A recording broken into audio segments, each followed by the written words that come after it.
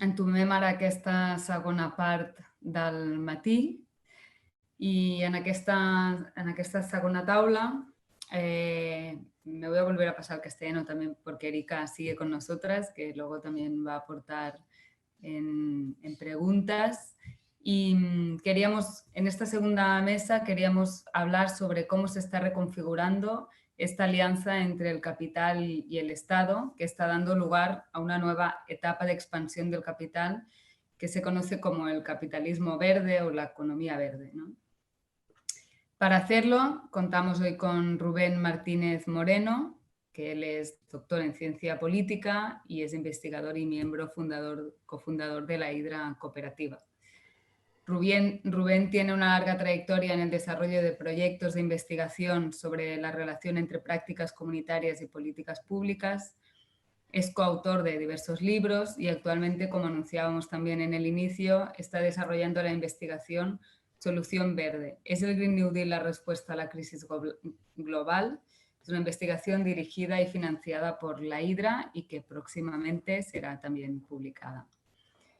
Bueno, pues como situaba Erika, el capitalismo está en crisis, ¿no? Y busca nuevos campos para expandirse y seguir sosteniendo este crecimiento infinito.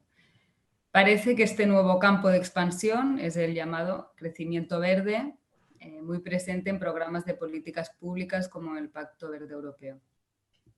La crisis de la pandemia ha acelerado estos enfoques y sitúa las políticas de crecimiento económico integradas en una transición ecológica como la salvación del planeta y de la crisis. Pero las preguntas que lanzamos es, ¿qué es el crecimiento verde y qué formas de control político propone? ¿Supone una reedición de estas alianzas público-privadas que ya conocemos o supone una transformación? ¿Es más capitalismo de amiguetes o estamos frente a un capitalismo ecológico o frente a un nuevo sistema ecosocial, ¿no? Estos seguramente son los retos y que tenemos por delante y para eso, Rubén, te damos gracias por estar también aquí y cuando quieras. Vale, pues muchas gracias, Laia, no solo por la presentación, sino por hacerte cargo de la coordinación y dirección de y el diseño de estas jornadas, que evidentemente está bien siempre, somos una cooperativa de trabajo y está bien siempre hablar de qué es la Hidra, pero el peso de estas jornadas ha caído en Laia, que además las presenta, o sea que muchísimas gracias a ti, Laia. Vale. Voy a hacer frente a esta pregunta, ¿cómo opera la alianza público-privada en el capitalismo verde? Y en realidad también es una pregunta que voy a responder, pero también es un pretexto para poder ir desmenuzando un poco la cuestión principal, ¿no? Cómo se han desarrollado y cómo operan las alianzas público-privadas y también cómo lo están haciendo, cómo se están desarrollando en este momento, no solo de crisis de una crisis social, ecológica, etcétera, sino también de crisis del capitalismo y veremos bien por qué. Lo primero, igual, ya lo ha hecho bastante Erika, pero igual es un poco definir qué es esto de las alianzas público-privadas. A menudo, cuando hablamos de lo público-privado, es para señalar pues, toda una serie de argucias técnicas y jurídicas que se dan en periodos cortos, ¿no? Por ejemplo, cuando hablamos de lo que ha ocurrido en la trayectoria, en el ciclo del neoliberalismo y en todos los arreglos público-privados, tipo concesiones, paternariados, subcontrataciones. Y el caso es que las alianzas público-privadas no se reducen a esas figuras ni a periodos cortos, ¿no? Cuando hablamos de lo público-privado, estamos hablando de una serie de relaciones que van mucho más allá en el tiempo y mucho más allá en el espacio que ese tipo de arreglos de periodos cortos como paternariados, etc. Por ejemplo, pensemos en todos los procesos de acaparamiento de tierras, ¿no? Es decir, de la conversión de tierras bajo derechos de uso comunal o comunitario que pasan a ser de propiedad privada. Y ahí, por ejemplo, podemos pensar en los programas de intercambio comercial aplicados por la Unión Europea en países como Camboya, donde muchas familias han perdido su forma de sustento en nombre de la gran industria de la alimentación y en nombre del desarrollo. Por cierto, hay un documental, se titula Land Grabbing, que habla de manera muy específica y muy bien construida sobre este proceso.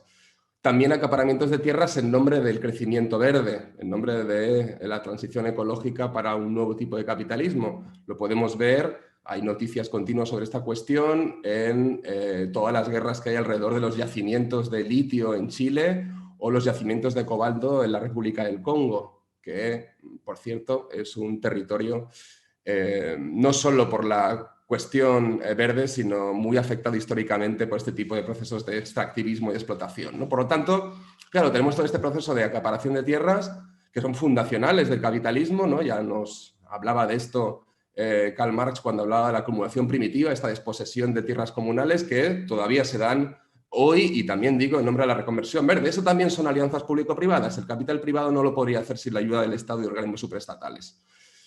Pensemos también en la mercantilización de infraestructuras públicas y de necesidades básicas, ¿no? Aquí tendríamos todo lo que tiene que ver con servicios de producción, mantenimiento, provisión de infraestructuras ligadas a necesidades básicas como la energía, el agua, la vivienda, sin duda alguna, etcétera, etcétera, ¿no? Todo ese tipo de espacios, de bienes, de infraestructuras, donde es la acción del Estado lo que produce una penetración del capital privado en ese tipo de recursos. De nuevo, estos son alianzas público-privadas. Y sin duda alguna, un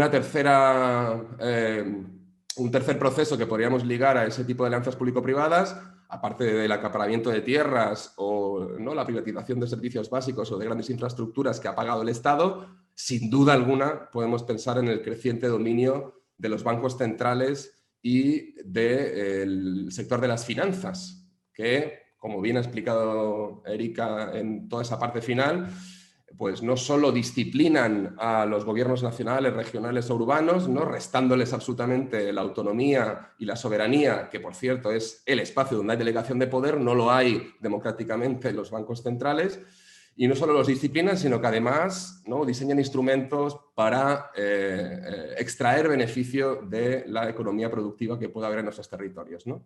Por tanto, cuando hablamos de alianzas público-privadas, lo que queremos expresar es todo este tipo de procesos, no solo paternariados, licitaciones, subcontrataciones, sino también acaparamientos de tierras, privatización de infraestructuras, el dominio de espacios sin delegación de poder como los bancos centrales, etcétera, etcétera, ¿no? Y el caso es que ese tipo, si miramos desde esa perspectiva las alianzas público-privadas, esto viene de muy lejos. Y cuando digo muy lejos me refiero a muy lejos. Por ejemplo, hay un libro, El largo siglo XX, del economista y sociólogo Giovanni Arrighi, donde nos habla de, entre otras muchas cosas, es un libro bastante gordo, nos habla de cómo en ciudades-estado, como la Venecia del siglo XV, ya se producían ese tipo de alianzas público-privadas, ¿no? Es decir, el Estado, el sector público de la época, ya intervino activamente proporcionando a los mercaderes y a asociaciones privadas, pues por ejemplo, las infraestructuras básicas necesarias para el mercadeo, como podían ser las flotas de barcos, y también produciendo todo tipo de estrategias para forzar que los flujos de mercancía fueran a través de Venecia.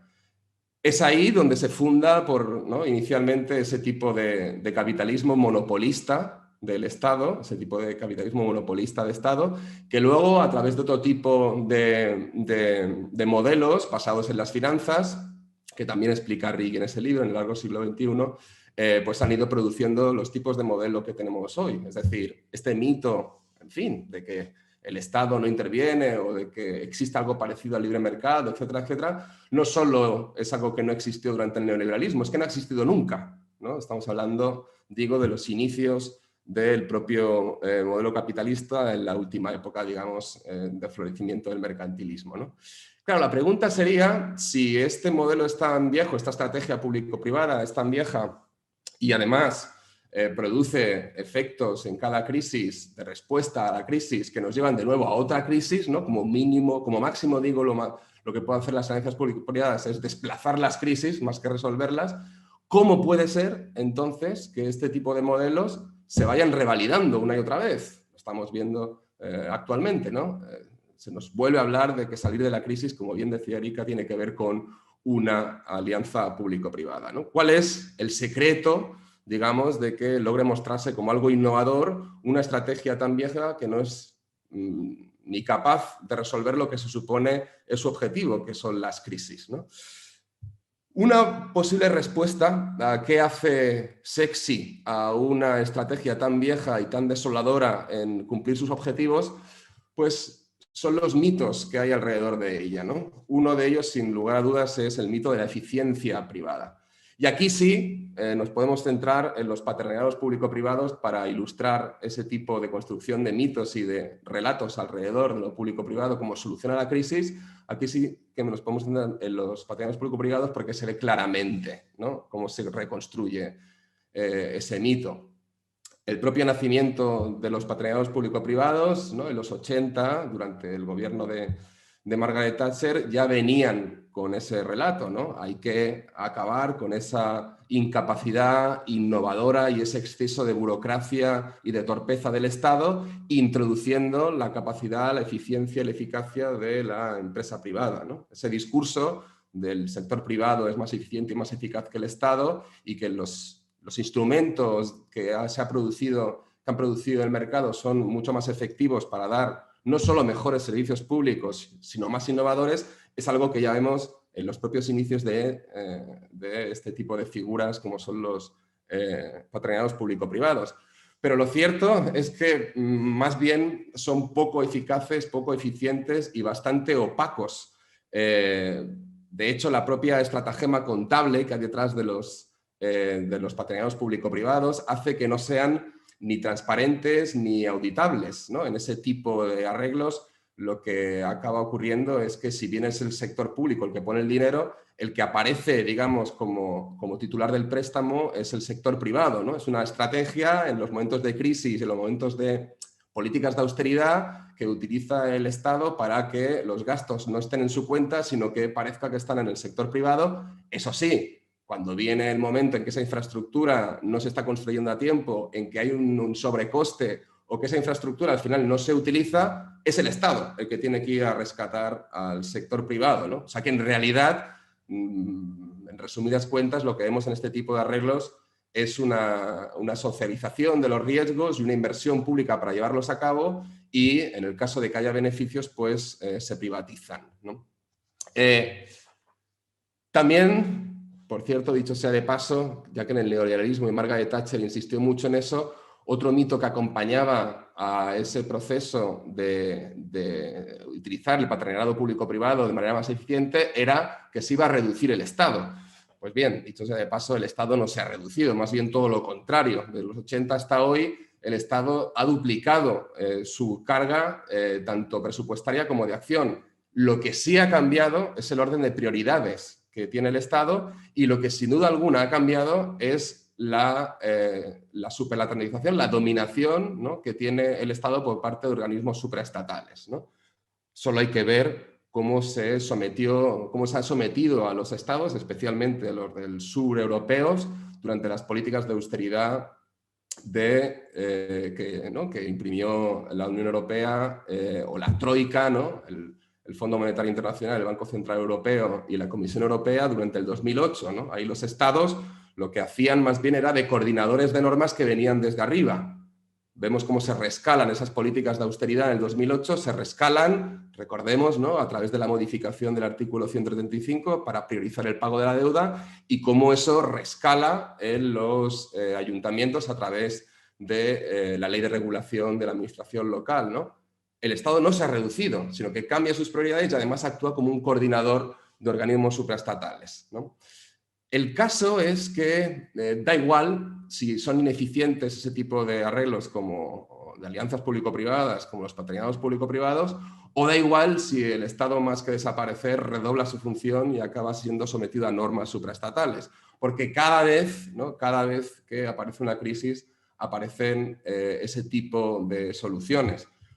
En esta imagen, ¿no?, se puede ver cómo en un informe del Tribunal de Cuentas europeo se hace un análisis de lo que han supuesto los partenariados público-privados a escala europea y vemos cómo la crisis de 2008 no supone un descenso de ese tipo de arreglos, sino más bien lo contrario, ¿no? Supone un ascenso bastante categórico de ese tipo de arreglos. Por cierto, es en este informe del Tribunal de Cuentas Europeo donde se pasa revista, donde se analiza este tipo de alianzas público-privadas, los partenariados, y se deja claro, el propio Tribunal de Cuentas Europeo deja claro, que son opacos, que son ineficientes, que producen sobrecostes, etcétera, etcétera, ¿no? También hay un estudio del Observatorio del Deute en la Globalització, titulado Las colaboraciones público-privadas como herramientas de privatización, en la que la Hidra participamos en alguno de los capítulos,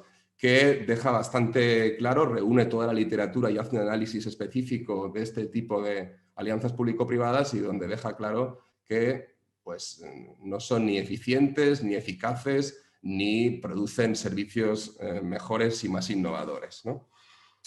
Como digo, da igual, ¿no? Da igual, a cada crisis aparece este revival de lo público-privado y de nuevo refundando esa mitología, ¿no? La mitología de la eficiencia, y a esta se suma, ¿no?, la mitología de que para salir de la crisis lo más eficaz, eficiente es lo público-privado. También hay la mitología de que ese tipo de intervenciones públicas sobre lo privado para generar mejores servicios y salir de la crisis va a producir lo que se llama el efecto trickle down. Es decir, si el Estado salva a las grandes empresas, todos saldremos beneficiados por goteo, ¿no? Todo va a aparecer esa especie de armonización de la mano invisible, donde si tú actúas sobre las grandes empresas, el resto nos vamos a ver beneficiados gracias a que ese estrato de la economía global funciona bien.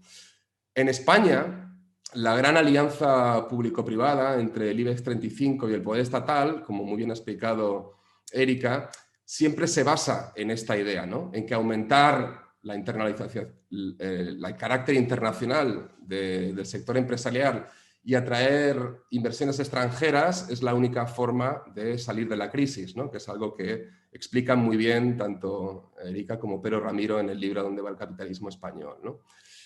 Y el caso es que detrás del negocio de lo público-privado, y en estas nuevas crisis lo vemos claramente, no solo están todo ese tipo de, ¿no?, el IBEX 35 o todo ese tipo de organismos supraestatales o todo ese tipo de empresas transnacionales como los que pueden aparecer en los fondos europeos, que luego hablaré un poco de eso, sino que también aparecen otro tipo de entidades privadas más ligadas directamente al sector financiero, ¿no? No es ningún secreto que las Big Four de la consultoría global, ¿no?, Deloitte, Pricewaterhouse, Ernst & Young, etcétera, funcionan como comisarias de políticas nacionales, tanto durante como después de la crisis, y que reciben altísimos honorarios para cada etapa de ese tipo de procesos, ¿no? Además, son ese tipo de consultoras, se puede ir a sus webs y consultar los informes que han hecho durante la última década, no dejan, ¿no?, de hacer proselitismo y promoción de que efectivamente son las alianzas público-privadas las que nos van a sacar de la crisis, ¿no?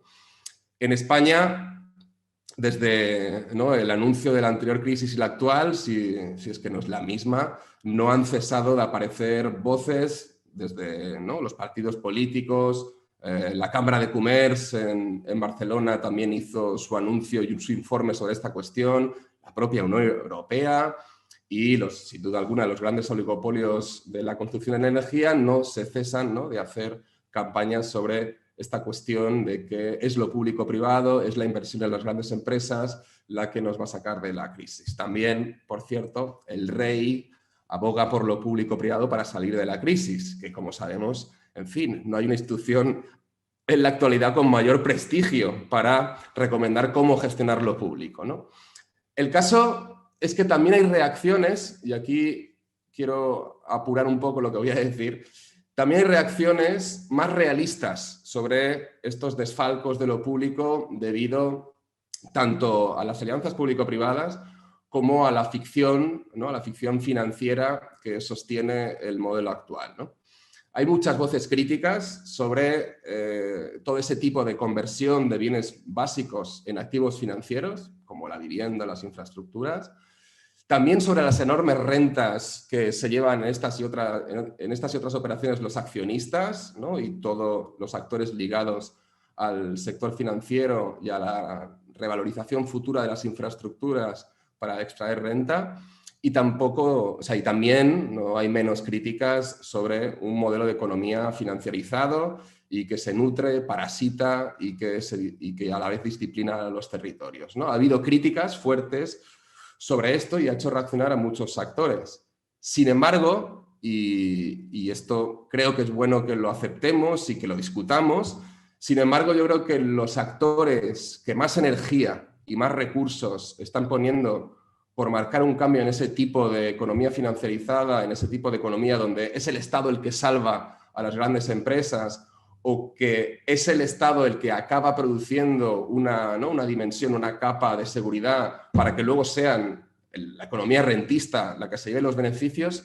Digo, sin embargo, los actores que están criticando, cuestionando más ese tipo de economía financiarizada y rentista no son los más progresistas, no son los actores más progresistas. Aquí creo que, es bueno aceptar y creo que es bueno debatir que quien ha tomado posiciones más fuertes a la hora de pedir una reforma del capitalismo y exigir que este tipo de economía inyectada públicamente, de economía financiarizada, de economía que facilita que sean los actores rentistas los que parasiten los bienes públicos, aquí desde luego el Financial Times creo que ha sido uno de los actores, y todo lo que significa simbólicamente que el Financial Times haga algo así, ha sido uno de los actores que más recursos y más energía ha puesto en marcar la agenda. Esta portada que veis aquí, Capitalism Time for a Reset, es una nueva agenda que inauguró en su línea editorial el Financial Times en el 2019, que situaba una pregunta muy clara.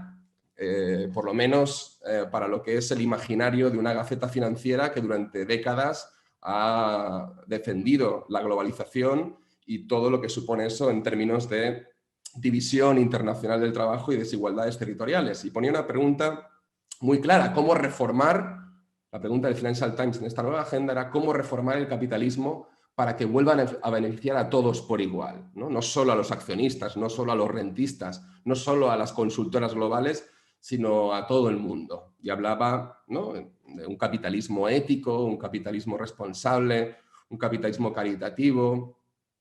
Uno de los grandes males que el Financial Times denuncia en esta nueva agenda, y que no es simplemente una agenda que se inaugura en 2019, sino que el Financial Times no ha dejado de hacer artículos, investigaciones y todo tipo de informes sobre cómo remodelar ese capitalismo. Uno de los grandes males para el Financial Times es efectivamente el auge del sector financiero en la economía y de los rentistas, de la economía rentistas, ¿no? Y todo lo que eso supone en términos de polarización social, de que los ricos sean cada vez más ricos y los pobres cada vez más pobres, ¿no? Este es el discurso que hace el Financial Times. Y dice que la solución es, evidentemente, como pone ahí en el subtítulo en pequeñito, ¿no?, que los negocios tienen que hacer beneficio, pero que tienen que tener una misión, ¿no? Tienen que tener un objetivo. Y en ese objetivo, tanto los trabajadores, el entorno social, el entorno medioambiental, también tiene que salir beneficiado, ¿no? Este sería como el marco que propone el Financial Times. En definitiva, según la jerga del Financial, se trata de producir beneficios con sentido, ¿no?, con un propósito, con una misión. Uno de los paladines de este diagnóstico, de esta agenda reformista liberal, es Martin Wolf, que tiene un artículo que corrió y generó mucho debate, en el que habla de un capitalismo amañado, un rigged capitalism, y Martin Wolf dice que en realidad, efectivamente, el capitalismo está amañado y que privilegia a quienes extraen renta de sus propiedades, de sus acciones y aprovechan el Estado bajo su propio interés. ¿Y qué propone tanto el Financial Times como el director jefe de opinión de economía, que es Martin Wolf? En realidad lo que proponen, por decirlo rápido y fácil, son impuestos a grandes propietarios, ¿no?, a los rentistas y grandes propietarios y a toda esa gente, digamos, todo ese sector, esos grupos sociales que se han visto beneficiados en cada crisis, y que haya bueno, en realidad se basa mucho en un libro de Paul Collier que se llama El futuro del capitalismo, y que haya una reorganización fiscal que pueda tener en cuenta a toda esa gente que más que ganar ha ido perdiendo y que se ha quedado en la cola de la crisis, ¿no? Algo que antes comentábamos con Erika, que recientemente pues también parece que Joe Biden y el Fondo Monetario Internacional se están apuntando a esta idea de reorganizar fiscalmente para redistribuir desde arriba a abajo, ¿no? Es decir, son unos nostálgicos, igual que nosotros podemos ser nostálgicos de, en fin, de un movimiento obrero que tuvo capacidad de negociar con el capital y producir un sistema más o menos redistributivo durante un tiempo. Ellos son nostálgicos también de cómo el capitalismo industrial de aquella época tenía capacidad no solo de generar beneficios, sino de generar, digamos, una serie de garantías, ¿no?, para la capa salarial y trabajadora que estaba, digamos, contratadas por esas empresas, ¿no? Hay una nostalgia por parte de Financial Times de ese tipo de pactos sociales que consideran armoniosos y que hoy deberían volver a refundarse, pero teniendo en cuenta no solo a los trabajadores, sino también al entorno natural, medioambiental y territorial. En realidad, el Financial Times no anda muy lejos de lo que puede decir actualmente también pues, una de las economistas, digamos, socialdemócratas que más difusión han tenido, como es Mariana Mazzucato, ¿no? Mariana Mazzucato dice en sus libros como El Estado Emprendedor o The Value of Everything, pues defiende la necesidad de controlar al sector privado para que no esquilme a lo público, y que, además de que la verdadera fuente de innovación y de producción de valor es el Estado, y de que tiene que haber pues, colaboraciones público-privadas, pero que sean realmente colaboraciones, ¿no? Que sean realmente colaboraciones, es decir, que sea un acuerdo equilibrado entre pares y que no sea pues, el sector privado parasitando al público. Es decir, tanto el Financial Times, que digamos no es sospechoso de ser de izquierdas ni excesivamente progresista en toda su historia, como Mariana Mazzucato, pues lo que vemos es que pues a lo mejor sí, se está produciendo un pacto social por arriba, ¿no?, de intelectuales y de gacetas financieras, donde lo que se trata es de que haya un mayor escrutinio social de esas relaciones público-privadas y de que haya pues, una carga impositiva sobre aquellos que han salido beneficiados de la crisis, ¿no? A lo mejor no es mala idea, no lo sé. A lo mejor tampoco podemos aspirar a mucho más que ese pacto social desde arriba, no lo sé. El caso es si es esta pregunta la que nos interesa. Si la pregunta que nos interesa políticamente es cómo reformar el capitalismo, porque al final es lo que está en juego, ¿no?, en este tipo de procesos. Bien, ¿cuál sería entonces ese marco de consenso en el que pues el capitalismo funciona de forma armoniosa, teniendo en cuenta a los trabajadores, teniendo en cuenta procesos de innovación en los servicios públicos, teniendo en cuenta que los parásitos y los rentistas, pues bueno, a lo mejor tienen su campo de juego, pero hay que controlarlos con mayor escrutinio público, y que además también tiene que ser un modelo que sea bueno para el medio ambiente, la naturaleza, etcétera, etcétera? ¿Cuál sería ese marco? Pues bueno, ese marco, y esto tiene, en fin, toda la relación con esta idea del capitalismo verde, este marco es el crecimiento verde. Este marco es el crecimiento verde. La verdad es que es abrumador, ¿no? Si uno mira informes de un lado y de otro, es abrumador el consenso que está consiguiendo este marco del crecimiento verde, sobre todo justificado por ser lo políticamente realista, ¿no? La fórmula básica es más complicado y, en fin, deberíamos entrar en muchos matices y en muchos debates que ha habido, pero no tenemos tiempo. La fórmula básica que se defiende con el crecimiento verde es que las economías pueden seguir creciendo e incluso crecer con rapidez, y a su vez presentar un proyecto viable tanto de estabilización climática como de generación de nuevos yacimientos de empleo, ¿no? Crece la economía, no tiene impacto sobre el medio ambiente y genera buenos empleos, empleos verdes, que no solo tienen buena, ¿no? No solo están bien pagados, sino que además no esquilman el territorio a través de la extracción fósil, ¿no? Esta sería como la fórmula básica del crecimiento verde. Podemos crecer sin consumo de combustibles fósiles y creando nuevos yacimientos de empleo que son sostenibles, ¿no?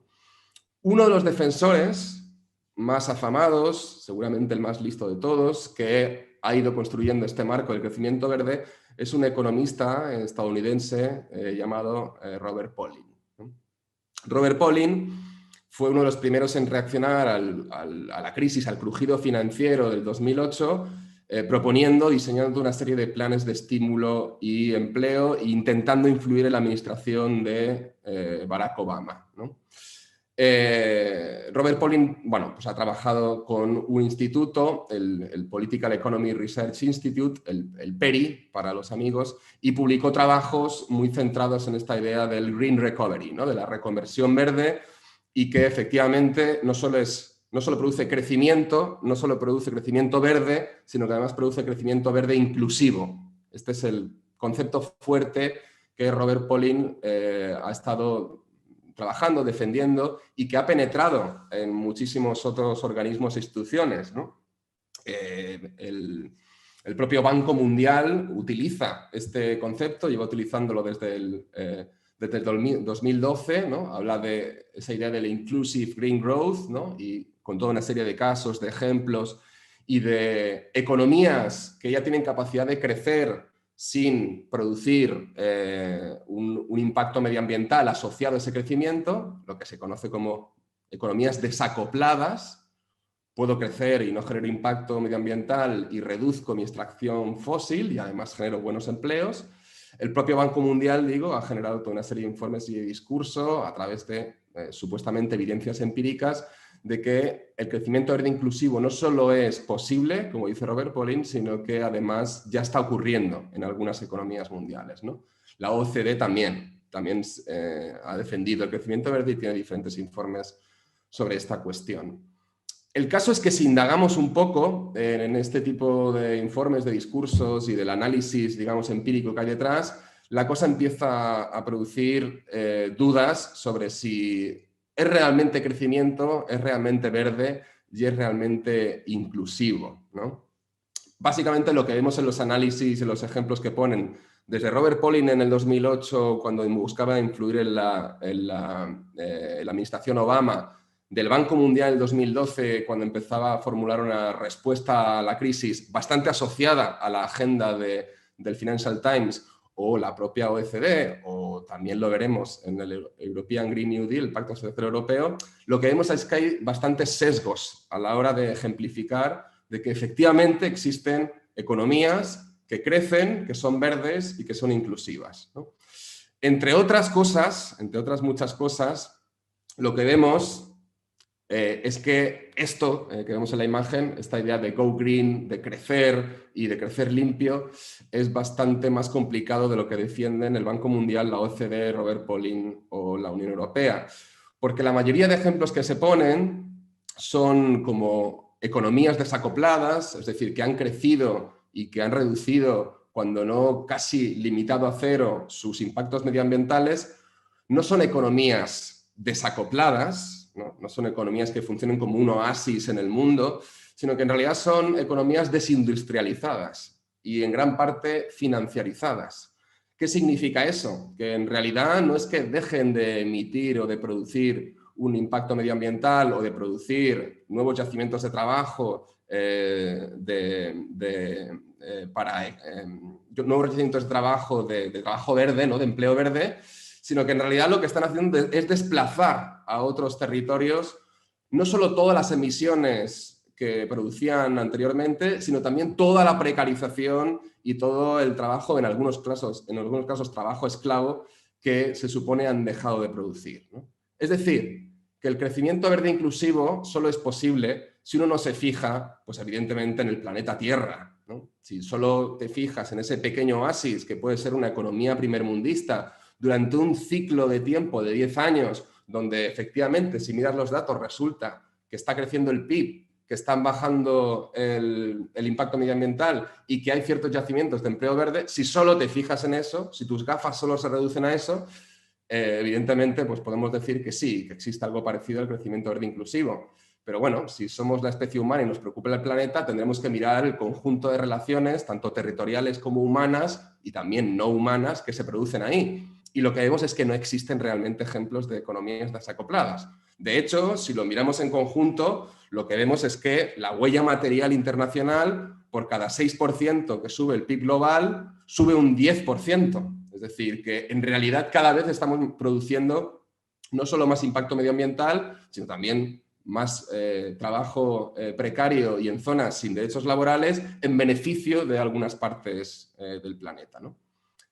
Claro, si esta es la política realista, ¿no?, que proponen un flanco político bastante amplio, digamos desde liberales, socioliberales y socialdemócratas, si esta es la política realista, pues a lo mejor, ¿no?, puede generar bastantes dudas. De hecho, yo creo que decir que es una política realista se queda corto. Yo creo que es más bien una política hiperrealista, porque reproduce las desigualdades tanto territoriales como sociales, porque normaliza la explotación del sur global, que es al fin y al cabo donde se producen la extracción de minerales y de nuevos yacimientos, y también donde se desplazan las condiciones laborales más precarias y los procesos, ¿no?, de industrialización, y al mismo tiempo, pues los efectos que tiene sobre el medio ambiente no son mejores. Reproduce el extractivismo y la amplía, y también degrada y destruye la biosfera. El caso es lo que sí vemos en este modelo, lo que sí claramente vemos, y ahí sí que hay bastantes evidencias empíricas, más allá de esos sesgos a la hora de decir que esta economía es más o menos desacoplada, lo que sí vemos son las tres dinámicas de alianzas público-privadas que comentaba al principio, ¿no? Vemos acaparamiento de tierras, vemos privatización de infraestructuras y vemos un creciente dominio, de nuevo, de los bancos centrales y de las políticas monetarias, ¿no? Eso, desde luego, en los informes del Banco Mundial, de la OCDE, del Financial Times, de Robert Pollin, ni se comenta, ¿no? Son temas que ni se comentan, se normalizan.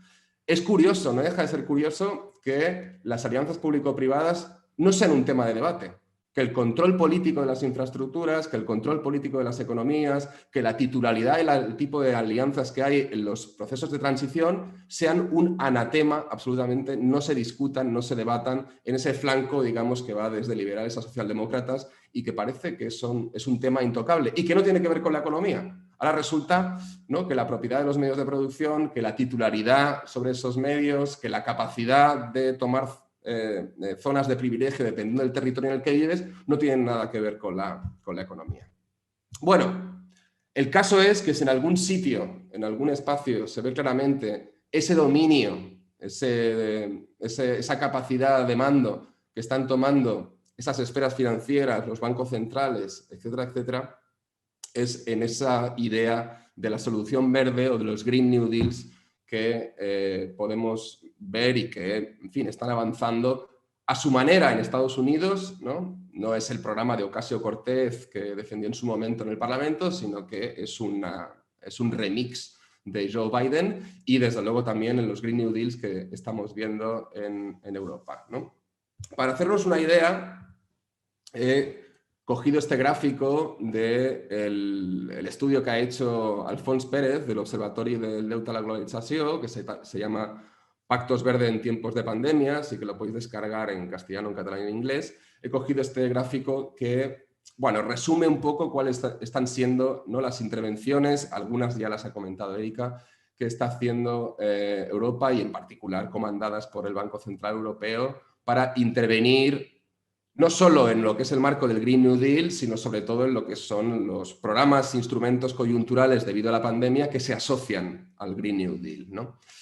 En total, ¿no?, la partida que llevamos desde marzo del 2020 hasta hoy, si sumamos las diferentes partidas, tanto a nivel nacional como supraestatal que se están dando, pues suben a casi 7 billones de euros. Claro, lo que estamos hablando ahí, en realidad, es que hay toda una serie, ¿no?, de procesos por parte del Banco Central Europeo, como bien comentaba Erika, ¿no?, de compra de deuda pública y privada, y ¿no?, a partir luego también todos los procesos de los eurobonos, ¿no?, de producir liquidez a través de un proceso de endeudamiento, ¿no? Podemos estar más o menos satisfechos o contentos con que parte, por ejemplo, de los préstamos que va a haber en los fondos Next Generation, que es este último que aparece aquí en el gráfico, el de 750.000 millones, vayan a ser a través de una deuda mutualizada. Es decir, que aunque España e Italia, por ejemplo, reciban un 40% de esos fondos, pues va a ser una deuda mutualizada. Pero en cualquier caso, estamos hablando de una deuda acumulada bastante disparatada. Como sabemos, en el caso de España ya roza el 120% del PIB. Pues muy bien, si la mitad de los 750.000 millones de euros es una deuda mutualizada, bueno, pues seguramente es mucho mejor que si no fuera con arreglo al porcentaje que se lleva España, pero desde luego con los índices de endeudamiento que hay ahora mismo, pues bueno, yo creo que no es difícil sospechar que en el momento en que los pactos de estabilidad que se suspendieron hace aproximadamente un año, cuando vuelvan a ponerse en marcha, pues va a suponer, ¿no?, un ciclo de endeudamiento, de recortes, de reajustes, etcétera, etcétera. Y de nuevo tendremos el proceso que ya hemos visto históricamente. La respuesta a la crisis son las alianzas público-privadas, acaparamiento de tierras, privatización de infraestructuras y de servicios y capacidad de mando por parte de esferas supraestatales como los bancos centrales europeos, como los bancos centrales y en particular el Banco Central Europeo, y beneficio para el sector privado y socialización de la deuda y los riesgos para el conjunto de la ciudadanía, ¿no? El caso, y aquí de nuevo, pues bueno, supongo que, en fin, puede haber debate o discusión respecto a lo bueno que puede ser que se imprima dinero, se inyecte dinero en cierto tipo de economías verdes, digitales, etcétera, etcétera, pero el caso es que, de nuevo, todo este tipo de sistemas de gobierno, de la liquidez, de la deuda y de la capacidad de la soberanía de los territorios para responder a la crisis es un tema de debate político que no solo en las esferas liberales, socialdemócratas no se está teniendo, sino que creo que nosotros tampoco estamos teniendo con toda la finura que creo se debería tener, ¿no? Es lógico que cuando hay una inyección de dinero tan fuerte, hagamos presión para que las formas de evaluación, de cálculo, los indicadores que se utilicen para inyectar ese dinero sean los más socialmente, ambientalmente, laboralmente sostenibles. No digo que eso no sea importante, no digo que no sea importante poder discutir sobre las cuestiones procedimentales y métricas a la hora de que ese tipo de inyecciones públicas lleguen al territorio. Es importante, pero creo que es suficientemente disparatado el momento en el que estamos de endeudamiento, de producción de liquidez por parte de los bancos centrales y de sometimiento a una serie de mitos, ¿no?, ya no solo la eficiencia de lo privado, sino también de que una transición ecológica es realmente posible. Creo que eso, políticamente, debería ser uno de los temas fundamentales. Dicho más fácil, dejar claro que nuestra pregunta política no es la reforma del capitalismo y que nuestra pregunta política no tiene que ver con cómo se reparte y qué métricas se utilizan, sino cómo refundar un espacio, un sistema social, una manera de organizar la producción y el consumo que ha llegado a su límite y ha llegado a su fin, ¿no? Es decir, yo creo que toda esta cuestión del Green New Deal, de la solución verde, está aquí para quedarse. Está aquí para quedarse. Es evidente que ese pacto social desde arriba, como comentaba antes, se va a producir, que hay un consenso muy amplio alrededor de cuál es la solución a la crisis y que pasa por ese crecimiento verde inclusivo.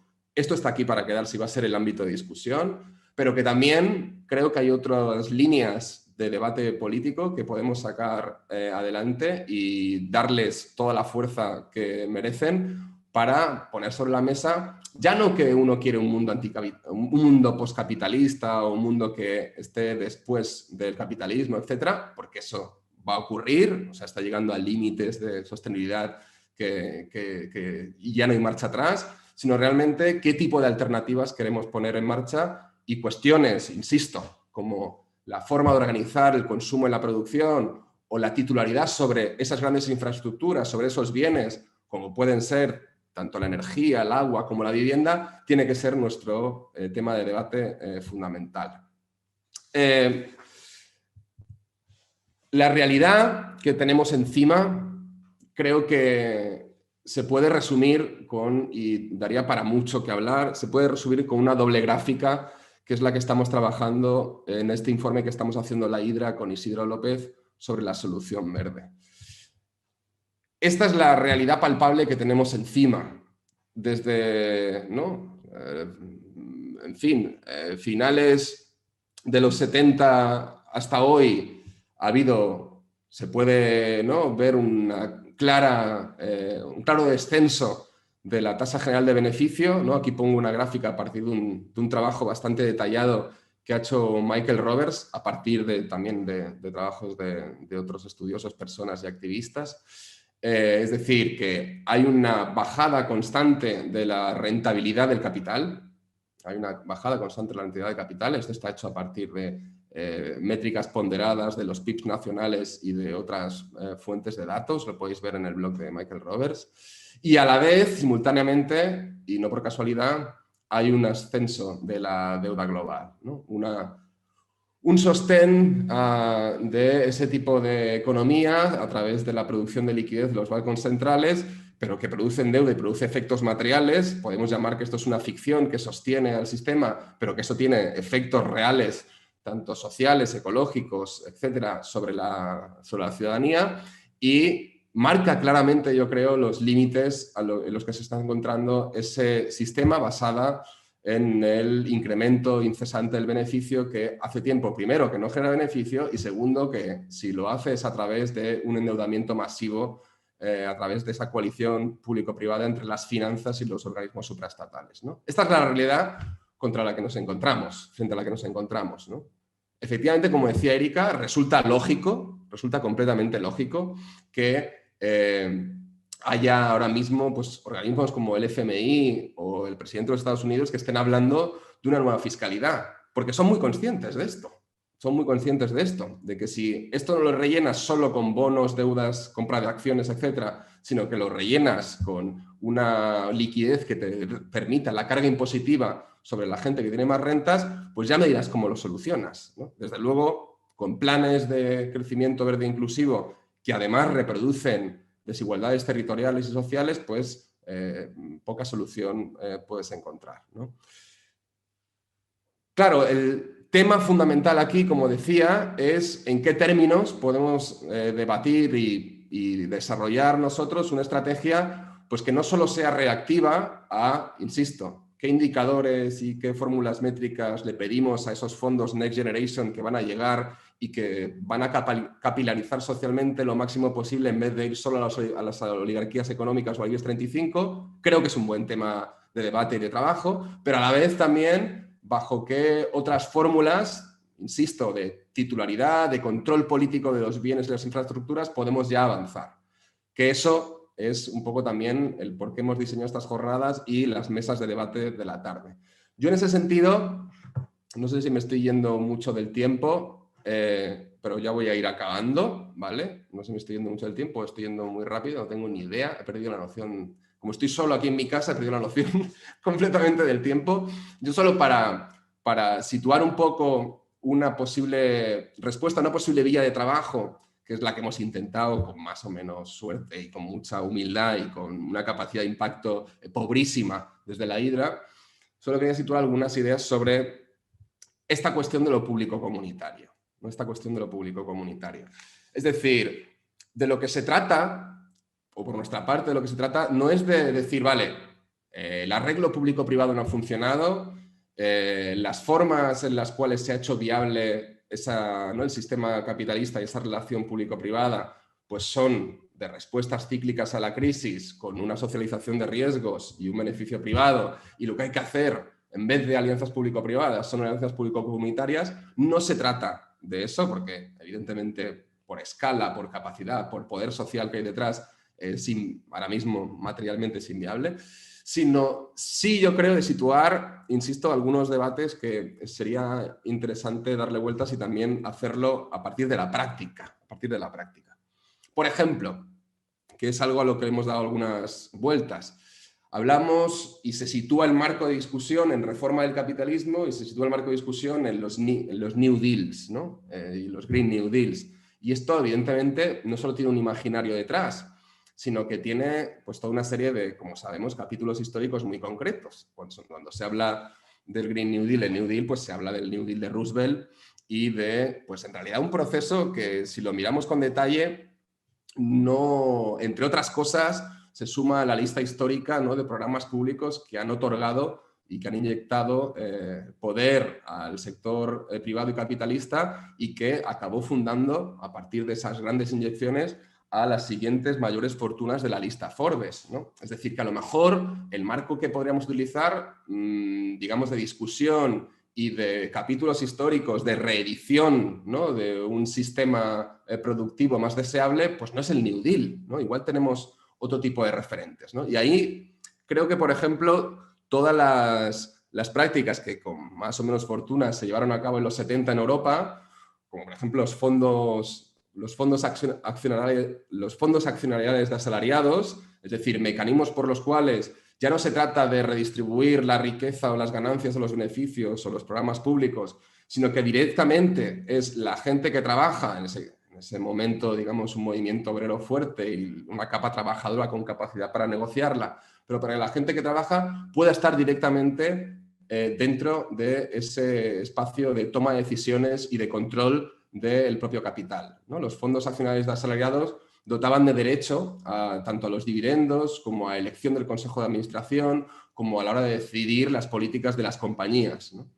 Imaginemos, ¿no?, que tomamos ya no el New Deal, sino ese ciclo de invención de nuevas formas de institucionalidad público-comunitaria, en este caso, digamos, obrero-públicas o como queramos llamarle, en el que de lo que se trataba no era tanto de esperar esos fondos que llegan y ver cómo se reparten, sino directamente de forzar a estar dentro de los espacios de decisión y de la titularidad de las propias infraestructuras que se van a poner en marcha.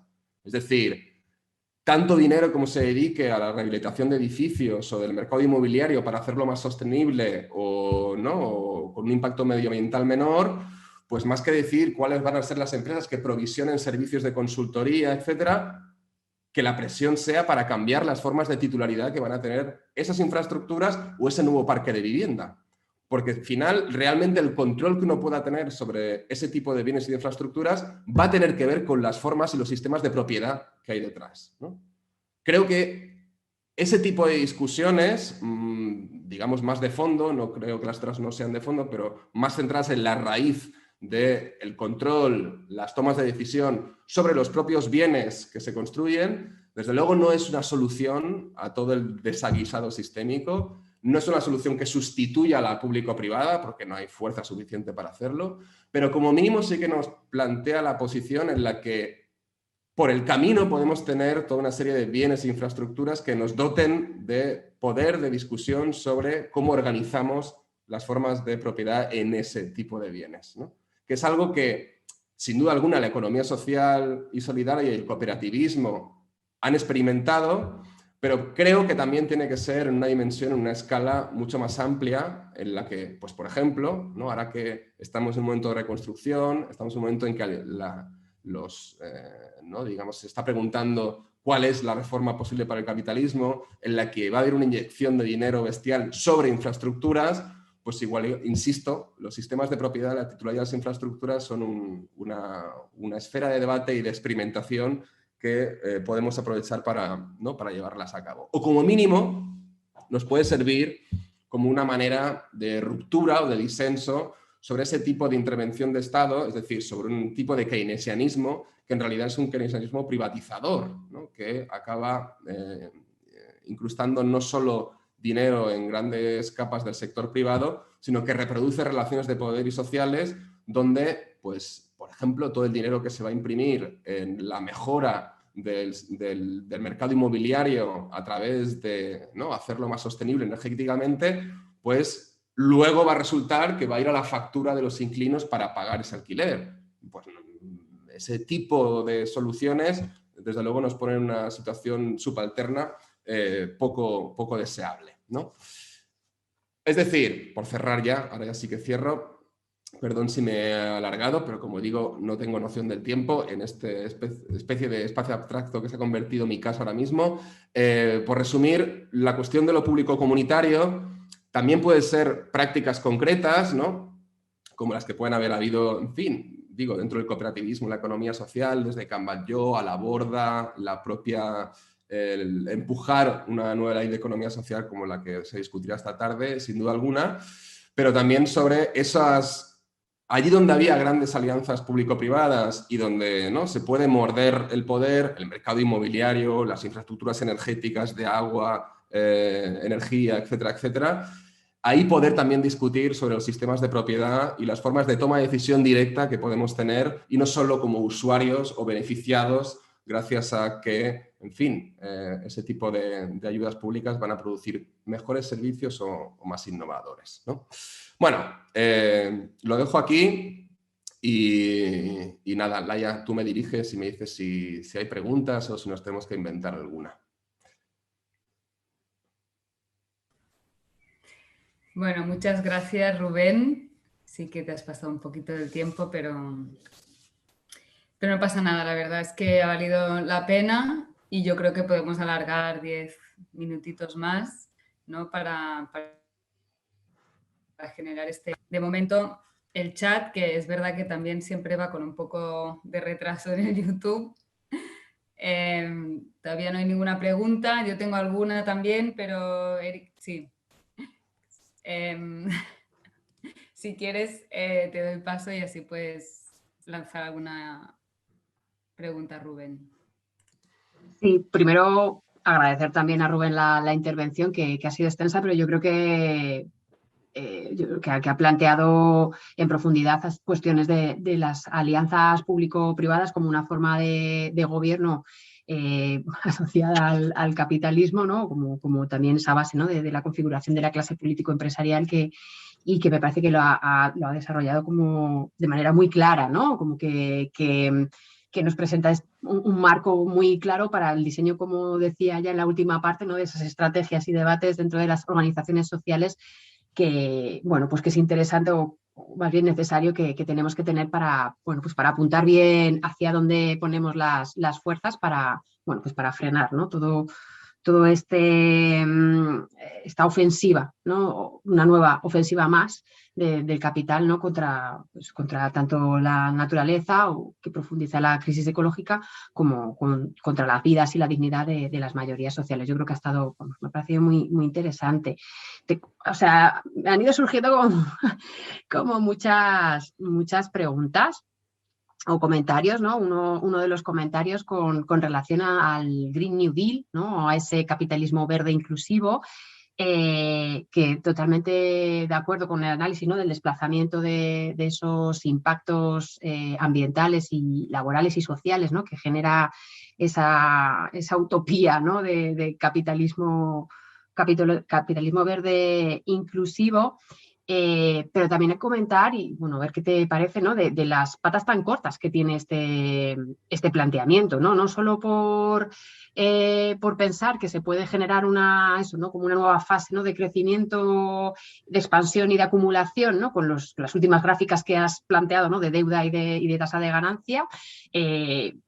O sea, plantear siquiera que es inclusivo cuando se necesita rascar beneficios de cualquier derecho social, de cualquier territorio, de cualquier recurso natural recóndito en cualquier ecosistema, de incluso eso, intentar abordar la mercantilización incluso de nuestros propios datos, ¿no? O sea, que ahora mismo nosotras mismas somos materia prima del negocio de grandes corporaciones a través de nuestra vida, que ponemos en forma de información en Facebook u otro tipo de empresas, ¿no? Y, o sea, que hasta nosotras mismas somos materia prima de beneficio de estas empresas transnacionales, ¿no? O sea, cómo pensar que, ¿no?, plantear que puede ser inclusivo cuando se necesita eso, ir rascando esos beneficios por la situación económica actual de cualquier lado, y eso es absolutamente incompatible, ¿no?, con esa inclusividad. No sé, el planteamiento en sí es bastante contradictorio, y también esas patas cortas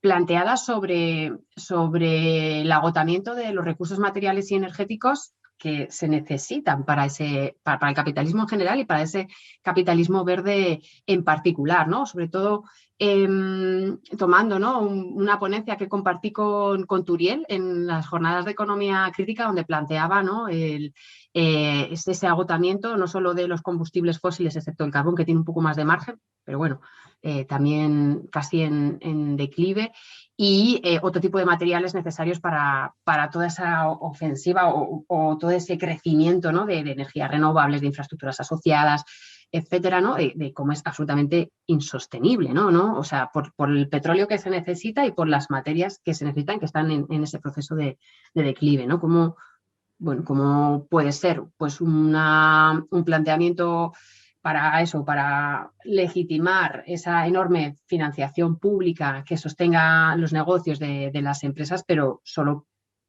para justificarlo, digamos, porque no va a poder ser como esa realidad, ¿no?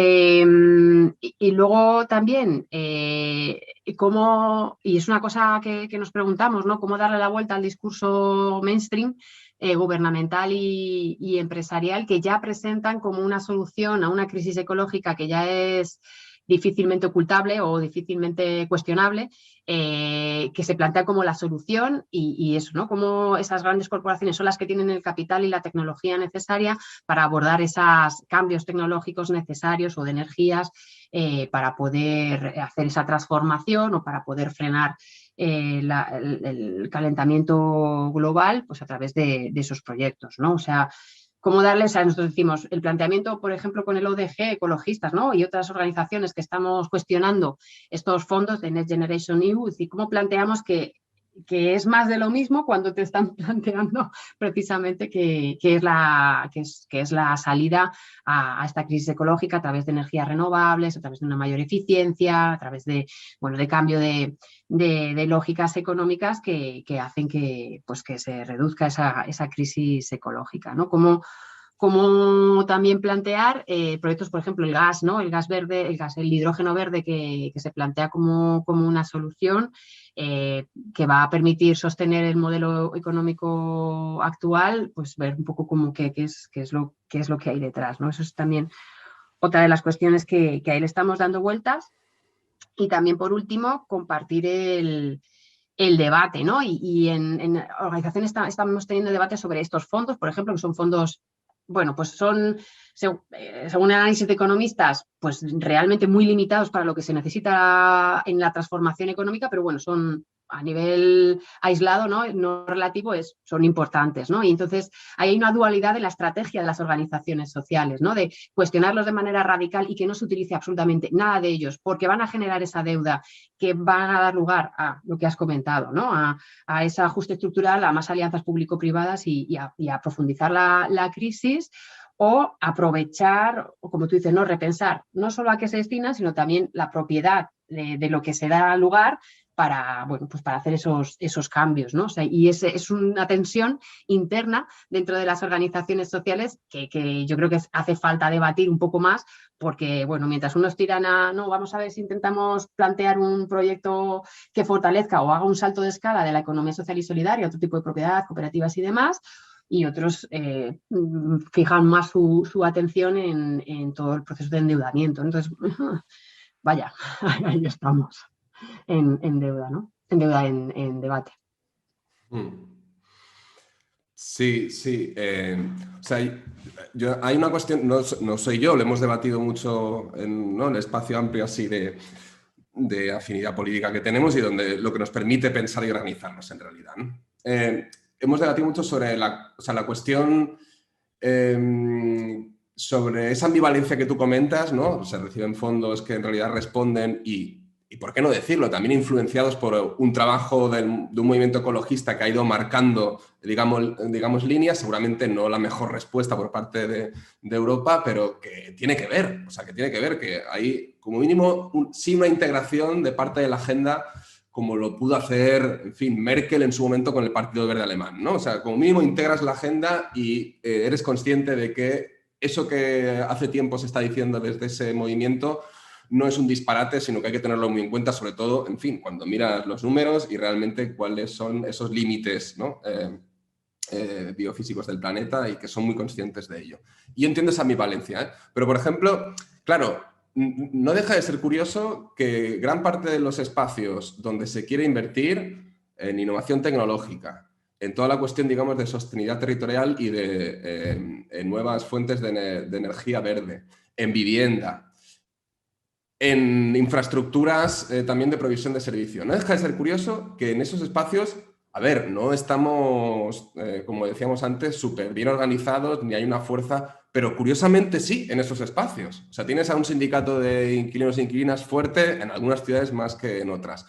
Hemos tenido procesos de remunicipalización con movimientos que han tenido la capacidad no solo de auditar, sino de proponer procesos, digamos, alternativos a lo público-privado. Ahí, en fin, un movimiento ecologista de toda la vida y renovado que tiene fuerza. Claro, yo ya sé que hablar de la unidad de movimientos y producir unidad es, ¿no?, una canción que ya conocemos, pero en realidad hay pocos foros, ¿no?, o pocos espacios en el que ese tipo de movimientos y también pues todo el sector, digamos, o el tercer sector asociado pueda tener una estrategia compartida, ¿no? Y si precisamente donde tienes más fuerza, donde tienes el poco poder social necesario, como mínimo, también hemos debatido mucho sobre esto, ya no para producir un modelo diferente, pero sí para acumular poder de negociación, ¿no?, como mínimo tener poder de negociación, yo creo que es a lo máximo que aspiramos ahora mismo. No somos el movimiento obrero del siglo pasado, ni mucho menos. Por lo menos para tener poder de negociación, pues sumar ese poder de negociación con una estrategia conjunta. También sé que suena clásico decir que la médula espinal de todo esto son los sistemas de propiedad, ¿no? Soy consciente de ello y de que la titularidad o la capacidad de tener toma de decisión y control sobre, por ejemplo, infraestructuras o el parque de vivienda, suena como, vale, lo fundamental es la propiedad y lo demás son cosas asociadas, ¿no? Soy consciente.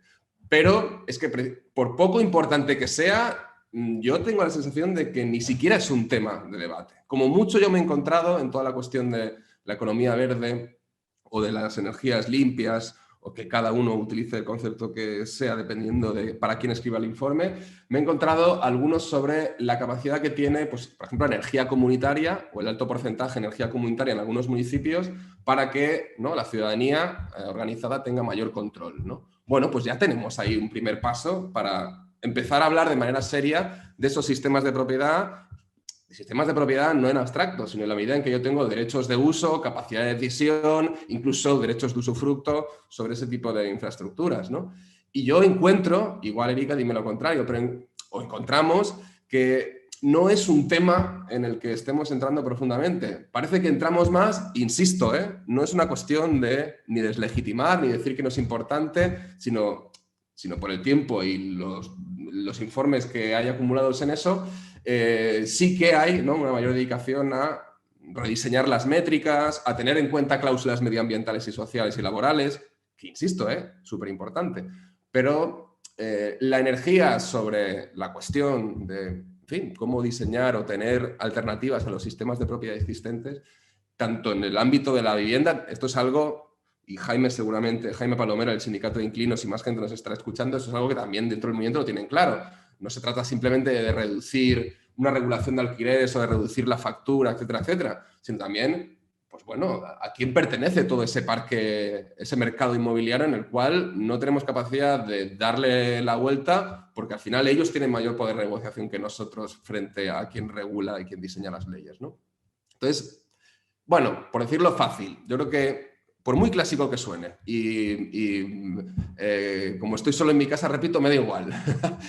Sistemas de propiedad, unidad de movimiento y estrategia compartida para ir más allá de un rediseño de cómo van a ser las formas de dotar los fondos. Esto sería la cosa en la que, bueno, no sé si me concentraría, pero como mínimo estaría bien debatirla.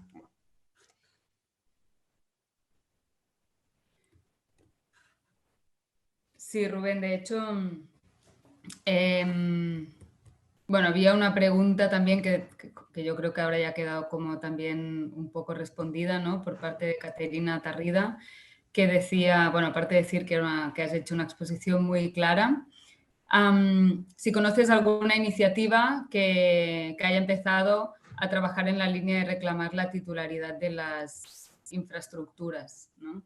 Y yo también, bueno, ahora escuchándote y también tenía como una pregunta, una reflexión en torno a esto que comentabas último, ¿no?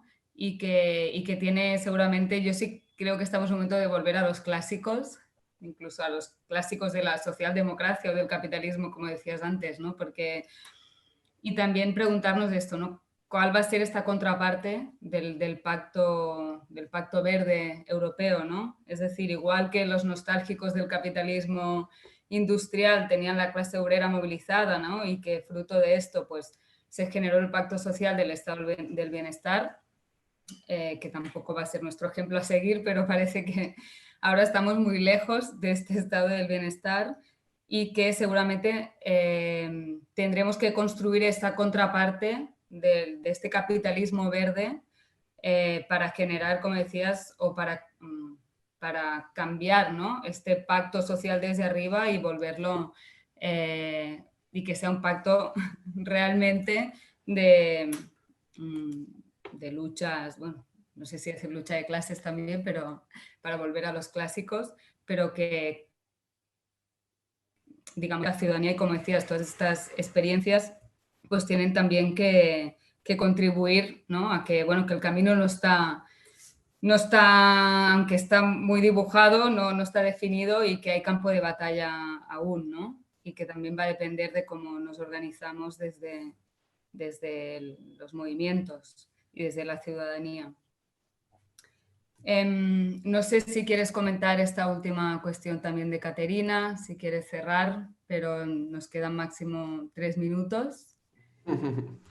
Vale, me disculpo por haberme pasado. Imagínate si estaba fuera de la realidad, que pensaba que estaba siendo corto, en fin. No, o sea, yo lo que ya venía respondido, pero por ordenarlo, ¿no? Creo que hay experiencias desde eso, los fondos accionariales de asalariados de la Suecia de Rudolf Meiner en los 70, en vez del New Deal, y las prácticas de energía comunitaria que pueda haber, ¿no? En algunos municipios, incluso en algunos landers alemanes que tienen capacidad y más soberanía que otras zonas del planeta en cuestión de la provisión y gestión de los servicios a través de infraestructuras públicas. Hay una historia ahí, y hay muchas historias, ¿no? Pero hay una historia ahí desde ese episodio de los 70 hasta hoy que creo nos muestra experiencias que también incluyen al ecologismo, la economía social, etcétera, pero no solo, ¿no? No solo. Y que las tenemos poco en cuenta a la hora de diseñar nuestras formas de responder a este tipo de planes. Y luego, yo creo que, o sea, y un dato, y ya me callo, un dato pesimista en ese sentido. Yo creo que efectivamente no tenemos contraparte construida. No lo he hecho de manera improvisada el poner al Financial Times y a Mariana Mazzucato. Mariana Mazzucato genera un consenso en un abanico muy amplio, muy importante, y no desmerezco la misión y el trabajo que hace Mariana Mazzucato, pero no deja de ser una economista intelectual, socialdemócrata en los ideales, socioliberal en la práctica, porque no le queda otra, muy desconectado de los movimientos. Ese es el pacto que se va a producir desde arriba. El Financial Times no para de hacerle entrevistas y pedirle artículos a Mariana Mazzucato. Quiere decir que puede ser figuras simbólicas, pero creo que son muy descriptivas del tipo de contraparte que ahora va a cerrar ese episodio en el que estamos del Green New Deal, que, como bien decía Erika, tiene las patas muy cortas. Es una solución muy cortoplacista, incluso para quien puede salir beneficiado de ello. Pero... Y digo, voy a ser un poco pesimista en esto, creo que si para algo nos tiene que seguir este proceso es como mínimo, dicho fácil, es para adquirir cierta capacidad de negociación, unificando algunas partes del movimiento ecologista de vivienda, remunicipalización, y algunos bienes o alguna capacidad de tener incidencia en los sistemas de propiedad de algunos bienes para prepararnos. Porque la contraparte tú no la construyes. De repente, no, ahora tenemos una contraparte que es que, mira, vamos a quedar todos en no sé dónde y hacemos... La contraparte no se construye. La unidad de clase es una formación histórica larga, ¿no? Decía P. Thompson, pues como mínimo para poder prepararnos, ¿no? O esta cosa clásica de acumular fuerzas para lo que va a venir. Porque yo creo que este episodio, sinceramente, no estamos ya preparados para ser Para ser contraparte seguramente sí, pero bueno, en fin, para hacer algunos servicios, para recibir algún fondo si haces bien la petición, pero eso no es ser contraparte, eso es ser básicamente una parte muy pasiva de cómo se cierra el pacto, ¿no? Pero creo, siendo pesimista, pero a la vez marcando un poco de luz, si situamos bien la estrategia de cómo unificar y de ir al fondo de la cuestión, insisto, sistemas de propiedad, como mismo tendremos un periodo de tiempo para lo que será el siguiente ciclo de crisis, que no tardará mucho, y el próximo arreglo, porque efectivamente el Green New Deal es una solución muy cortoplacista, Hay ya me callo, de verdad, hay un texto en la Newler Review de David Harvey que se llama Valor en Movimiento, que aparte de ser muy pedagógico sobre qué significa que el capital sea un proceso en movimiento y a la vez una cosa, sea dinero y sea proceso, también lo aplica a este último periodo de crisis y explica de manera muy clara por qué esta solución a la crisis ecológica, social y económica tiene las patas muy cortas y no va a tardar en haber otro arreglo parecido, ¿no? Bueno, eso, que como mínimo esto nos sirva para prepararnos y para generar un poco de organización y un poco de diseño institucional propio, de cómo tiene que funcionar esa economía a partir de normas, regulaciones y formas de titularidad.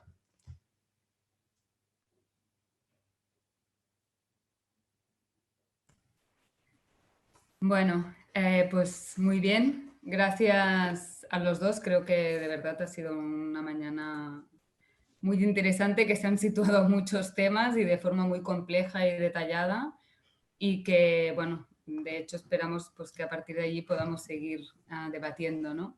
Y esta tarde lo haremos también en la Lleialtat Xamsenca, un equipamiento también de gestión comunitaria, con 2 mesas de debate, como decía al inicio, una en torno a la vivienda y otras como cómo generar, ¿no?, alternativas y nuevos marcos para hacer posible o para construir esta colaboración público-comunitaria.